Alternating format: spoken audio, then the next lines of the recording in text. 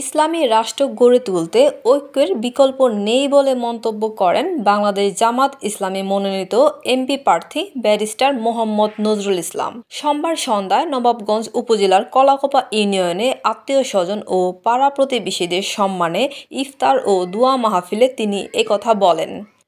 তিনি আরও বলেন, ইসলাম একটি পরিপূর্ণ জীবন ব্যবস্থা, আর পরিপূর্ণ ঈমানদার হতে হলে কোরআন সুন্নাহর উপর জীবন গড়ে তুলতে হবে। দুহার নবাবগঞ্জকে একটি আদর্শ উপজেলা হিসেবে গড়ে তুলতে আপনারা ব্যক্তি নজরুলকে ভোট দিবেন না, ভোট দিবেন ইসলামকে। ইসলামের রাষ্ট্র কায়েম করতে হলে আপনাদের সহযোগিতা, ভালোবাসা আমাদের প্রয়োজন। তাই সবাইকে ঐক্য হয়ে কাজ করতে হবে। ঐক্যের কোনো বিকল্প নেই। এ সময় আলহাজ অ্যাডভোকেট মল্লিক শফিউদ্দিন আহমেদের সভাপতিত্বে আত্মীয়স্বজন, পাড়া প্রতিবেশী ও বাংলাদেশ জামায়াতে ইসলামীর নেতৃবৃন্দ, সাংবাদিক সহ আরও অনেকে উপস্থিত ছিলেন। কোরআনের ভিত্তিতে একটি সমাজ হতে হয়।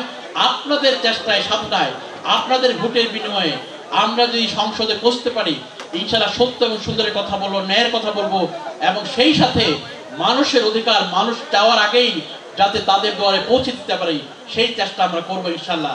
নিজের ব্যক্তিগত স্বার্থ সুবিধার কথা কখনো আমি চিন্তা করিনি, ইনশাআল্লাহ ভবিষ্যতে করবো না।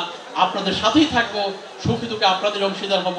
আপনাদের কান্না আমিও কাঁদবো, আপনাদের দুঃখে আমি দুঃখিত হব, আপনাদের সুখে আমি আনন্দিত হব।